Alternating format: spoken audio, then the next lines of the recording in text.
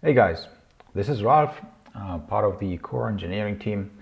In this next section of CML 2.7, I'm going to talk about IOL. IOL is a new node type that has been added to Cisco Modeling Labs. And IOL comes in two flavors, basically a switch and a router. But now, what is IOL?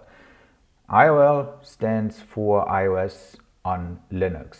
It's basically the same operating system as running on a router, like on a traditional hardware device, but in a very different form factor. So what we had before is router images or switch images running as a virtual machine. Now IOL is different. IOL is just, quote unquote, just a Linux process. So that means that it doesn't require the entire resources that a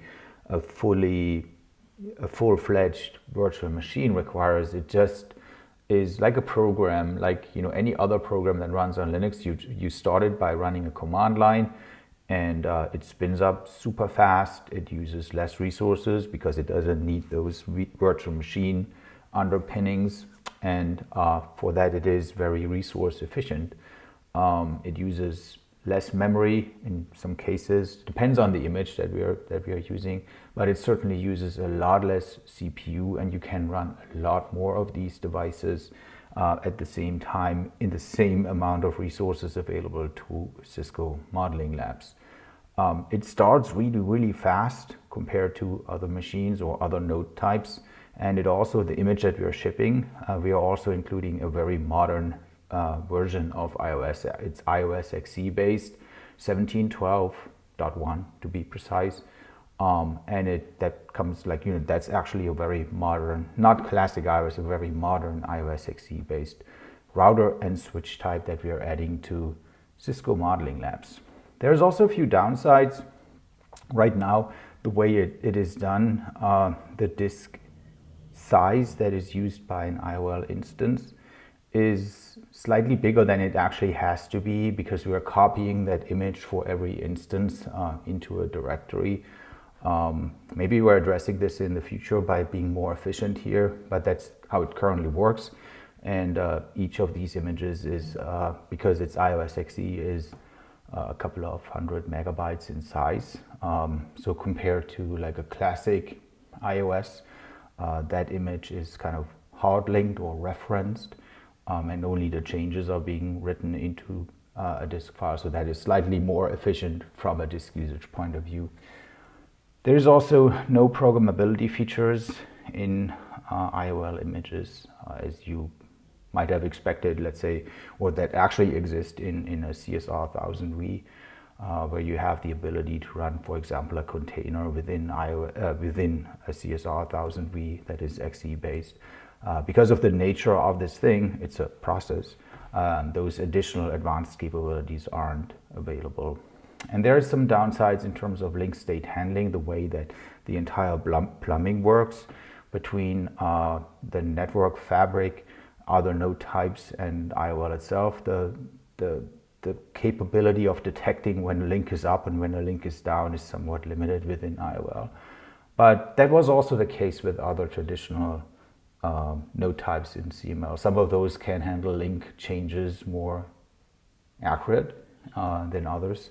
So for example, if you shut down a link on the fabric via the API, then some of the instances, they will realize, hey, this link has gone down, and you will see like a message in the console. On other node types, that's not implemented. So that was always somewhat different, but I thought I want to point it out here. All right, enough of the talking. In the next section, actually there is, no, let's go to the demo. So there is a demo. I have an instance running here.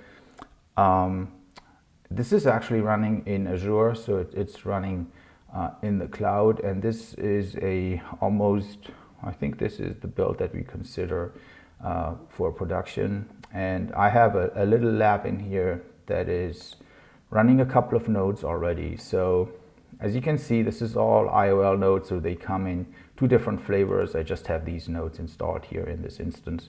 So we have an IOL node, which is a classical routing device running iOS XE 17.12. I have an IOL based switch, again 17.12, but the switch features like the same kind of delineation between iOS V and iOS VL2 exists here as well for IOL and IOL-L2. And I've added a bunch of these devices into this topology. As you can see, there is actually 20 nodes that are running on this instance of CML in the cloud, 20 routing instances in this footprint, if you will. So let's look what we have. We have a 4 CPU machine here. It's, not having any significant load by running these devices. So 0.2, 0.3, that's almost nothing. And from a memory point of view, we have roughly 5 gigabytes of memory used of the 16 that have been allocated to this machine. So this would run comfortably within 8 gigabytes of memory. And as you can tell over here, so there is 21 allocated CPUs, which is not exactly accurate because, as I said, it's a process. It's not like an actual VM that consumes a CPU, but we have to take some of these things into account for the resource allocation and these kind of things. And as you can tell, these devices, they would use typically 20 gigabyte, or like not typically, but like if you do like the math of how much memory would be allocated to these devices, etc., roughly 20 gigabytes of memory, where in fact they're only using 5. So that's kind of the resource benefit that you will get by running IOL. And let's just do a brief thing here by adding a new node to this topology. So I'm going to grab a node here, adding this over here, and adding it up to this switch.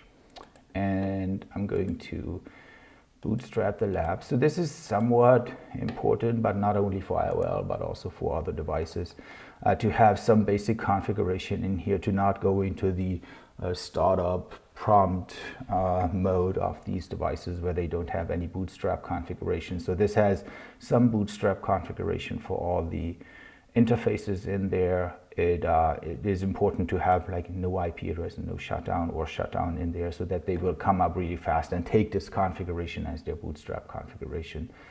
So and again, this is not just true for IOL devices. This is pretty much for all the devices. You have a bootstrap configuration, they come up faster. So let's start this guy and open a console. And you will see that this is pretty much instantaneous. I mean, it takes 5 seconds or something once the process has been running to boot up the instance, to apply the bootstrap configuration, and to get you to a prompt, pretty much instantaneous. And just from a memory point of view, I mean, we've added another 0.1 or something gigabyte to the overall allocation of memory on this system. So really super fast and super efficient here. All right, so that concludes the demo, and I hope you guys find this useful. I think this is really something very useful, especially if you want to start learning networking and you want to learn how routing works, how like these basic CCNA, CCNP topologies work, and learn basic networking stuff. That's where this shines, where you can run these things on a laptop easily within like 16 gigabytes of memory. And also like for more advanced stuff where you need to have additional devices to form such like, some network where these come really handy. Yeah, let us know. Thanks.